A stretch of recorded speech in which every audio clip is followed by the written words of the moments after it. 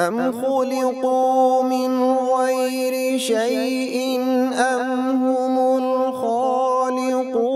أم خلقوا السماوات والأرض بل لا يوقنون نحمده ونصلي على رسوله الكريم اما بعد فاعوذ باللہ من الشیطان الرجیم بسم اللہ الرحمن الرحیم۔ السلام علیکم ورحمۃ اللہ وبرکاتہ۔ Program A is for Allah not atheism کے ساتھ ہم ایک اور ڈائمینشن کو ایکسپلور کرنے کے لیے حاضر ہیں۔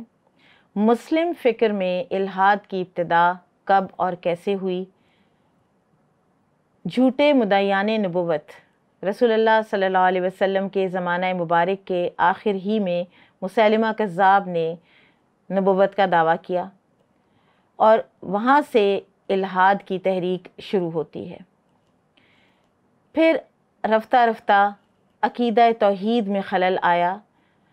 مثلاً جس طرح عیسیٰ علیہ السلام کی الوہیت کا دعویٰ نصارہ نے کیا، تو اسلام میں بھی بعض جماعتیں اٹھیں جنہوں نے علی رضی اللہ تعالیٰ عنہ کی الوہیت کا تصور دیا۔ پھر احترام شخصیت میں غلو شروع ہوا، پھر یونانی فلسفہ پڑھا گیا، اور اس کی ڈیٹیل کچھ اس طرح سے تاریخ کی کتابوں میں ملتی ہے کہ خلیفہ ہارون الرشید جو کہ بہت ہی علم دوست انسان تھے، انہوں نے بیت الحکمہ کے نام سے ایک ادارہ قائم کیا ہوا تھا، اور ان کا روم کے بادشاہوں کے ساتھ بڑا اچھا ایک تعلق تھا۔ انہوں نے رومنز کو کہا، بادشاہ کو کہا کہ ہمیں اپنی جو تمہارے پاس گریک مائتھولوجی کی ساری کتابیں ہیں وہ ہمیں بھیجو، ہم ان کا ٹرانسلیشن کروائیں گے عربی میں، اور ہم بھی پڑھیں کہ ان کتابوں میں کیا لکھا ہے۔ یہ تاریخ کے اوراق میں یہ بات ریکارڈڈ ہے کہ روم کے بادشاہ نے اپنے مذہبی پیشواؤں کو بلایا اور ان سے پوچھا کہ مسلمانوں کے بادشاہ نے یہ کتابیں منگوا بھیجی ہیں، تو کیا یہ ہم ان کو بھیج دیں ٹرانسلیشن کے لیے؟ تو ان مذہبی پیشواؤں نے کہا کہ ہم نے ان کتابوں کو کفل کے اندر رکھا ہوا ہے، انڈر لاک اینڈ کی رکھا ہوا ہے، کیونکہ ان کو پڑھنے سے ہمارے لوگوں کے عقائد بہت برباد ہوئے ہیں، اور تم اے بادشاہ یہ کتابیں مسلمانوں کو ضرور بھیج دو تاکہ ان کے ہاں بھی یہ بگاڑ آئے۔ اور پھر یہ کتابیں اونٹوں پر لاد کر کئی loads and loads of camels یہ کتابیں آئیں، اور پھر بیت الحکمہ میں یہ ٹرانسلیٹ کی گئیں، اور ان کی ٹرانسلیشن کے بعد ہی علم الکلام اور ریشنلزم اور مسلمانوں کے اندر جو بحث مباحثے شروع ہوئے، اور ایک بہت تحریک چل پڑی کہ جس میں یونانی فلسفے کے اوپر رکھ کر اس کی روشنی میں شریعت کو انٹرپریٹ کیا جانے لگا،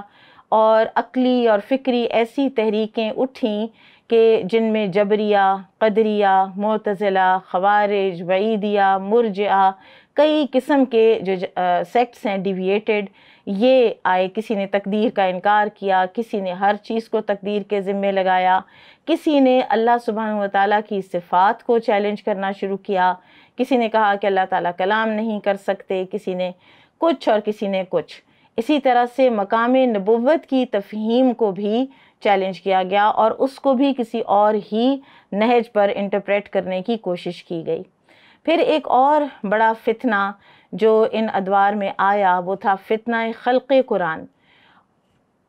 قرآن میں ایک آیت ہے ناظرین، کل نفس ذائقۃ الموت، ہر نفس نے موت کا مزہ چکھنا ہے۔ تو یہ ایک گروہ اٹھا جس نے یہ کہا کہ قرآن بھی مخلوق ہے، قرآن اللہ کا کلام نہیں ہے بلکہ قرآن مخلوق ہے،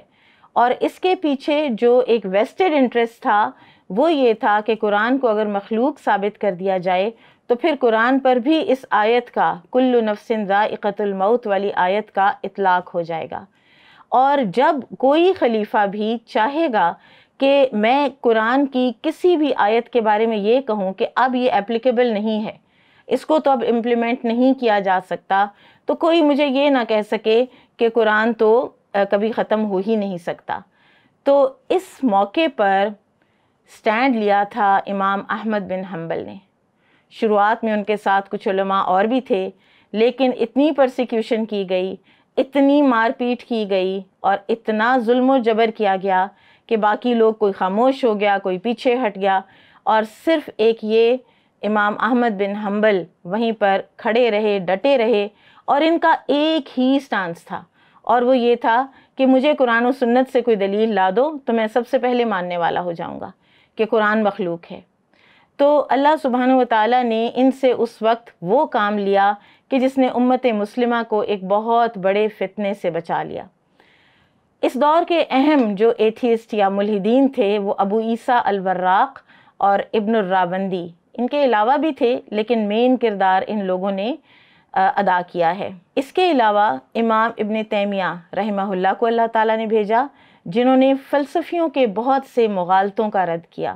اور انہوں نے ایسی کتابیں لکھیں اور ان کی ایسی واضح و نصیحت ہے، اور عقیدے کے حوالے سے ایسی واضح ان کی کئی رائٹنگز ہیں، کئی جرنلز لکھے انہوں نے، کہ جس سے یہ ایک جو فلسفیانہ ایک جو سوچ تھی اور اس میں ساری جو ایک یونانی ایک خلط ملط ہو چکی تھی سوچ، اس کو ختم کیا گیا۔ انشاءاللہ پھر حاضر ہوں گے ایک نئے پروگرام کے ساتھ۔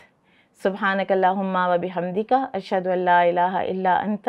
استغفرک و اتوب الیک۔ السلام علیکم ورحمۃ اللہ وبرکاتہ۔ أم خلقوا من غير شيء أم هم